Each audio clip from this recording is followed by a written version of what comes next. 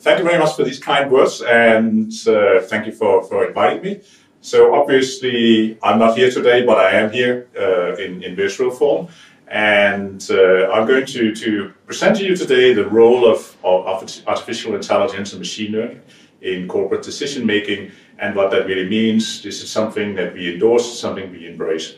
But before that, I just want to tell you a story. So a couple of months ago, I made an appointment with a friend of mine at Caviar and Bull, and I really was getting late. But first of all, how did I do this appointment? Actually, I made this appointment with an application called X@AI, which actually arranges your agenda, everything for you. So there's an AI, machine learning algorithm behind it that basically organizes your life, make your appointments, and checking everything around that. So I was late, and Siri continuously reminded me that I was late. And again, we have this algorithm that is in our smartphone and around that gives us an idea that something is about to happen.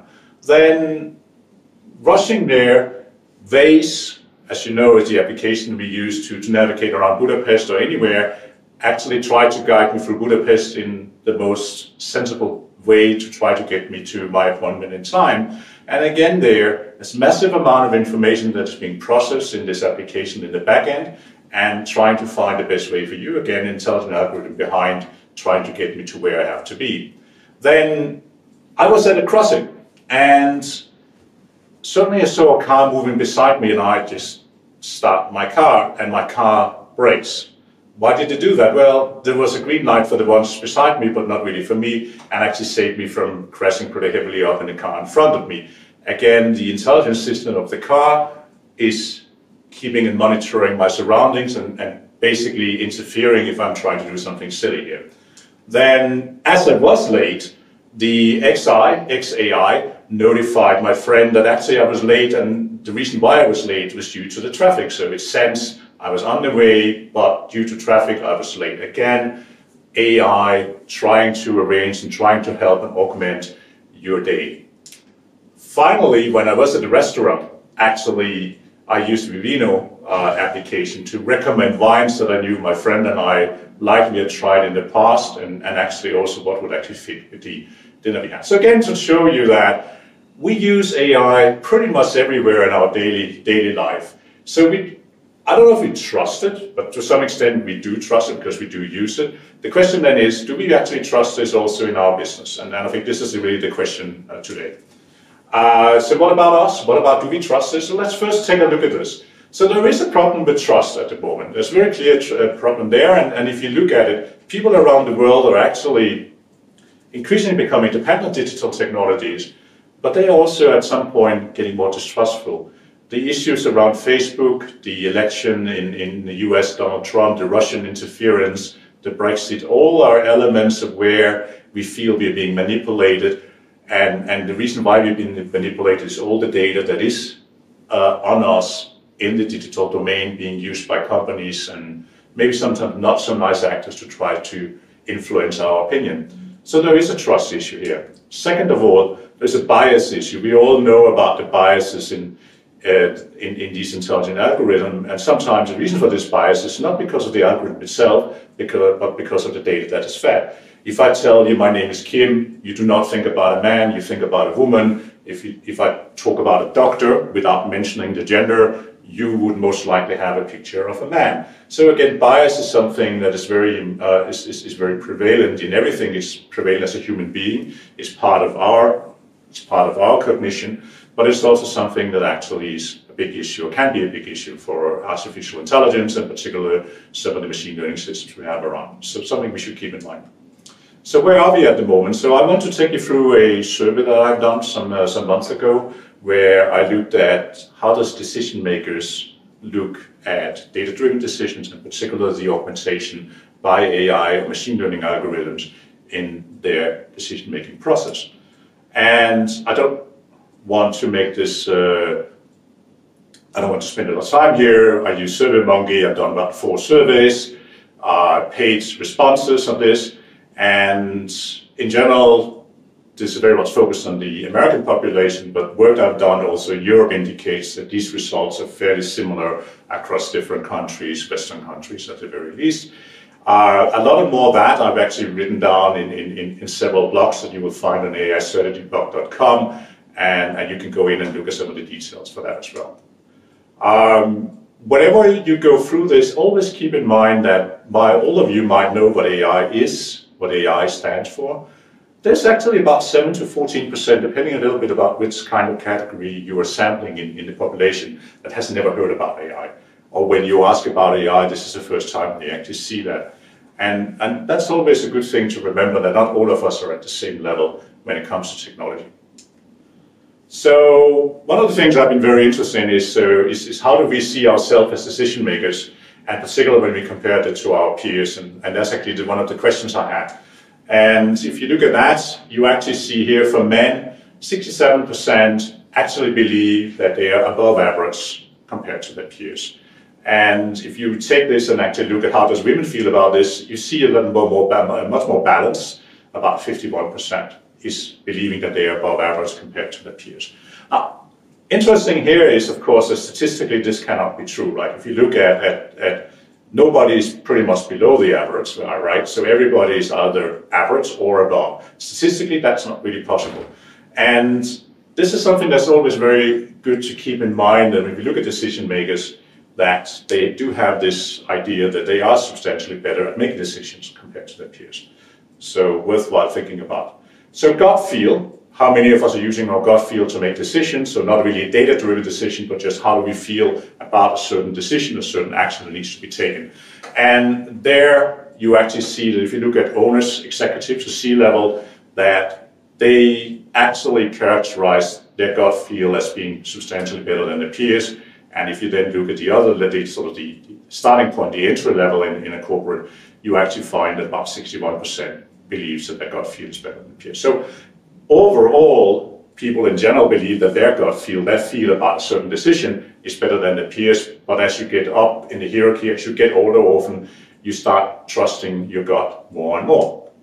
Now, moving a little bit ahead. So we now have an idea that if me as a decision maker, I'm certainly of the impression that I'm better than my peers, by my colleagues.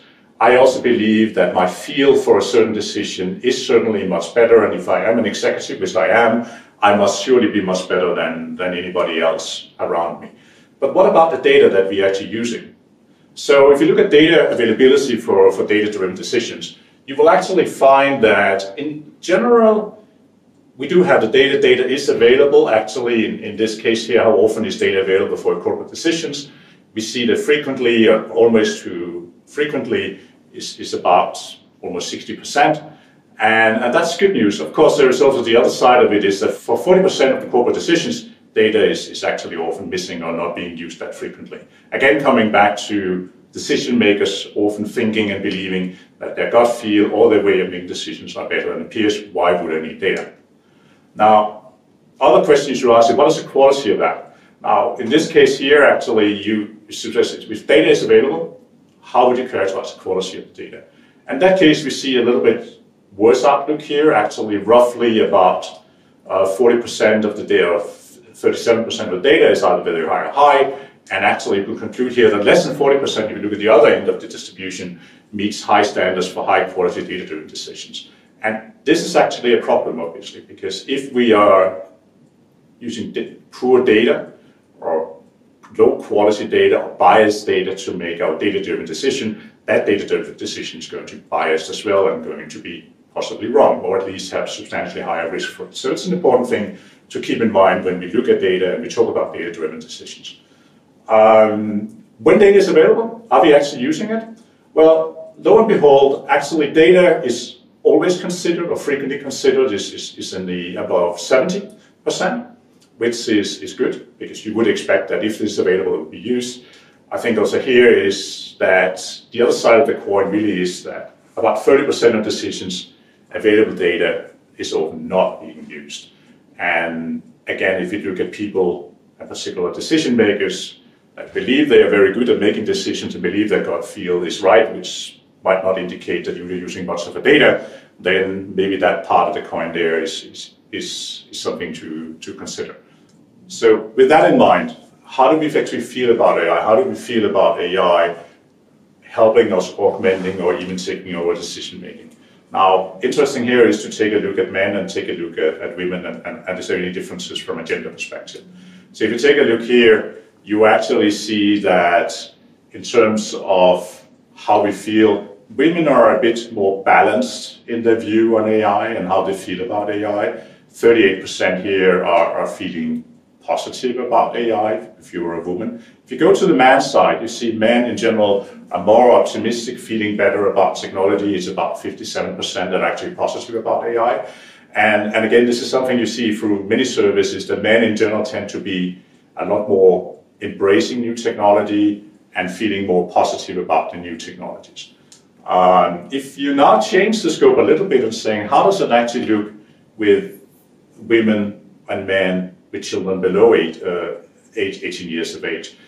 You see that women stays the same. They still keep a sort of balanced view from a positive, neutral perspective. But men here really goes bang. So having children, having young children for men makes it even more positive in how they actually embrace AI. So another question we should ask ourselves, do you actually believe that humans are more objective than AIs? And that's an interesting question, because if we do believe that we are more objective than AIs, that also means the decision making we do, in principle, should be more objective. Now, I can tell you about the hundreds of cognitive biases humans have, and in principle, where AI should not. So let's just have a look at here. And very clearly, yes, we do believe that humans are more objective than AIs, which actually is not really objectively true. But as a human being, this is how we feel. And this also tells us a little bit about our opinion and how we view augmented decision making, where we have an AI or an insomnia algorithm in play. So how important is human opinion compared to data-driven insights in your decision making? And if you look at that, it's 51% believes that this is very important, and less about, if you go down to this, it becomes less and less about it. So again, indicating that yes, we can consider data-driven decisions, but the human part of it is very important. Would you trust a decision? So here actually is, would you trust a critical decision, corporate decision made by a fellow human expert or superior? Here actually you see 53% would frequently or always trust such an opinion. Now if you change the wording and start saying, would you actually trust a critical corporate decision made by an AI, what you actually see here, only 12% would actually trust such a decision. And this is just a decision that has been augmented or possibly just supported a particular human way of looking at it. So there's a very big difference there between how we view and how we embrace a human-based decision and an AI, quite substantially. So why is that? So we actually find, and that's again confirmed in many other studies, that AI aversion or allergy is really something that is real. It's something that really is a corporate ailment. People are not that willing to endorse a decision or an augmented decision made by an intelligent algorithm or made by math. Going on to that, let's try to change the game a little bit and actually put a qualifier onto here. So would you trust a corporate decision made by a fellow human whose success rate is better than 70%? It's pretty good. Now again, here actually 53% would frequently or always trust such a decision, not different from the previous one where there was no qualifier of how good would decision maker actually be. If you put it over to the AI side, you do see an improvement in the perception of such decisions, but you still are about 17% that would actually trust an AI success rate better than 70%. Now, I should say that in general, and that's what literature also shows, is that people, human beings, are substantially worse at making decisions than typically augmented by intelligent algorithms. So it's worthwhile saying how we view it and how the objective world is very different. So we actually, what we see here is we hold AIs to much stricter standards than our fellow humans. And just stop up and think a little bit about this. How forgiving are we by an accident made by human drivers? And how do we view actually self-driving cars? I think that's a very important point to think about here.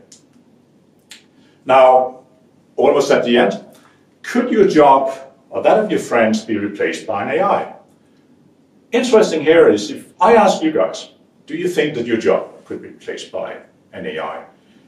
I think in general, most of you would say no, not possible. And this is also what we see in the survey. Now turn it around and ask yourself, thinking of your friends, do you believe that their jobs could be replaced by AI? And here you see a complete change. So when we think about our friends, we think about their jobs, we actually are much more willing to contemplate that they could lose their job to intelligent automation or AIs. Again, showing that if you think about a problem from somebody else's perspective, it's easier for us to actually view and break that down. So it's much easier to imagine our friends losing their jobs to an AI or an automation than ourselves. That's one important message. Yeah. So what? Well, humans are increasingly dependent on technologies in their decision making. It's coming more and more, it's everywhere. But there's the other side of it is that we also become increasingly distrustful of technologies, digital technologies, and at the same time, we are not willing to accept the benefits and the risks they sometimes bring. We hold AI to much higher standards than our fellow human beings. So with that, I would like to thank you very much for listening to this, and again, apologies that I couldn't be here in person. Thank you.